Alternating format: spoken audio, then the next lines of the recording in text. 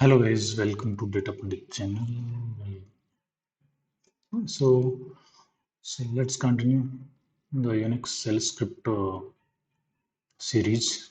So this is the second video in continuation, and we are going to discuss few more concepts and a few example shell scripts in this part of video.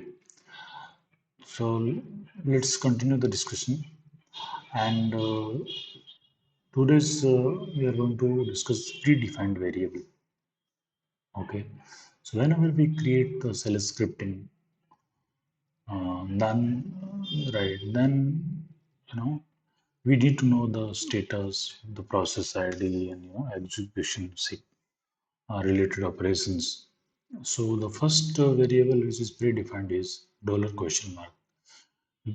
So whenever we execute some script or command, which is customized script or inbuilt, command or script, you need to know the status of the that command after execution. So command may fail or pass, right? Can be successfully executed or it may fail. So if it is dollar question mark is used to capture, I mean has that value. Oh, so we will capture this value and see. If it is 0, then it's passed. If it is non-zero, then we say that it failed because of some reason. Okay. Dollar means the process ID of the current cell. Dollar hash number of argument passed to the shell script. Okay. Dollar exclamation mark says process ID of the last background process. Okay. So now we are going to discuss parameter substitution rule. So whenever you see you might have seen in the script side $1 root. So whenever is any script is called, if $1 is not, it will take $1 or root by default. If the parameter $1 is not defined, then it will take the default value. So that the meaning of this dollar parameter word is, if parameter is set. I mean, first parameter is set while invoking the script, then substitute its value. Variable will be assigned as $1. If parameter not set, then substitute word. Meaning, if $1 is not defined while invoking the script, particular script, so what we can do is variable is in the root directory. This is the default value, okay? And the second one is equal to. This is hyphen. This is equal to. If parameter is not set, I mean, if one is not defined, then substitute parameter with word. Okay, then word will be assigned. Okay. Positions parameter cannot be modified this way. Okay. Now there is a parameter question mark word. So this has a different meaning. If parameter is not set, then print word and exit. Okay. So if parameter, let's say if you're assigning like that, variable is equal to $1 question mark WRT. So if the $1 is not defined, not set, print word, print the value of this x, print value of the x and exit. That's all. Parameter plus word. This has a different one. If parameter is set, this has some value. Okay, then substitute word. Okay, this value, the word will be replaced by, the parameter will be replaced by word. If parameter is not set, then substitute nothing. If it is not set, then do nothing. Okay, so these are the different parameter substitution rule. So there, let's see a few examples. Directory $1 home. So if $1 is not defined, then by default home directory will be assigned to the dir. and display the position parameter, exit if it is not defined. Okay. Second, $2 question mark position parameter not set. If it is not defined, then it will be exit. So command in Unix return a number to the operating system. So that's what we were discussing a while ago. So whenever any shell executes, shell script executes, it will return some number to the OS. Okay. If it is, this can be kept examined by $question mark variable. If it is 0, then true, non-zero indicates false. We can exit from any particular loop or any script using exit bracket, square bracket, and to exit. So n is the exit code. Grep admin etc password equal all the question mark. Okay, grep admin in the password file.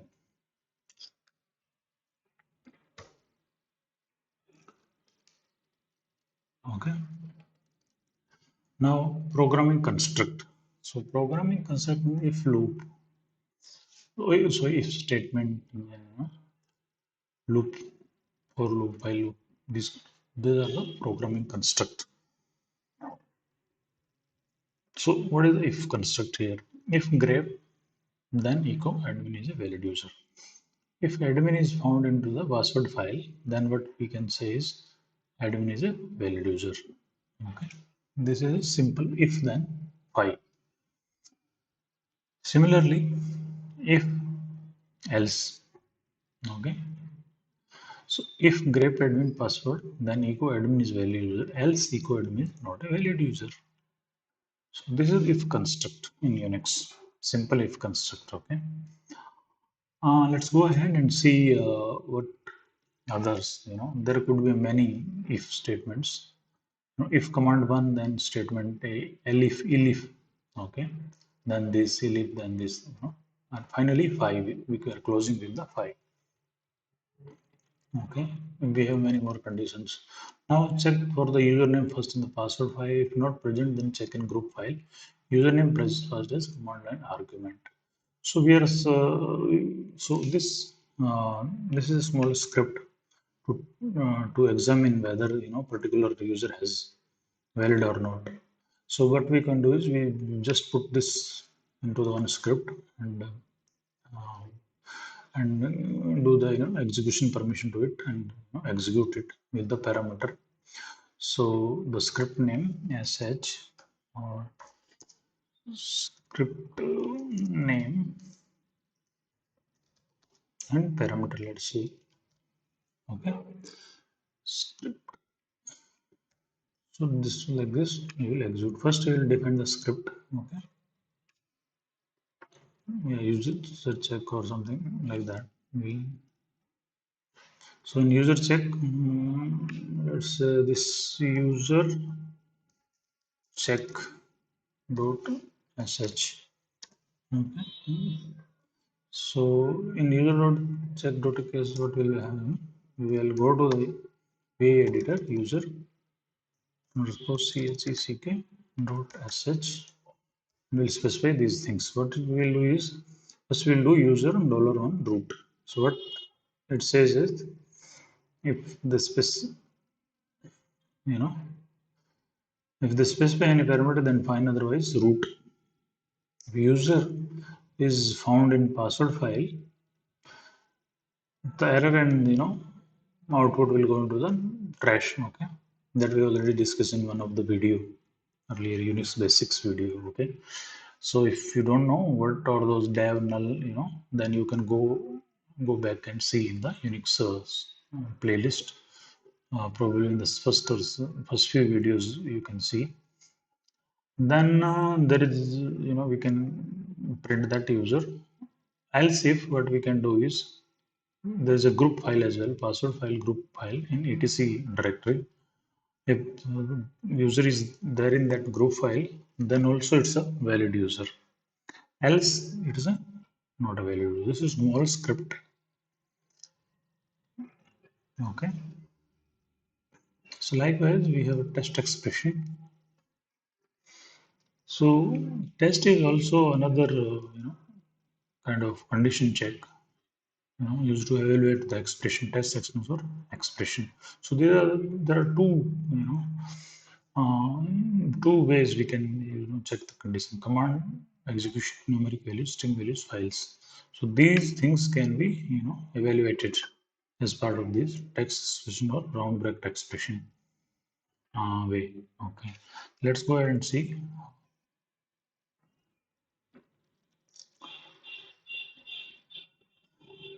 So this is similar, So earlier there was some only if statement, right? So we can specify if test, then this one elif test also. Okay, this keyword also can be used. Okay, so this is same script, but we have used the different test evaluation expression construct here, and the similar way. This will be the fundamental is same, but the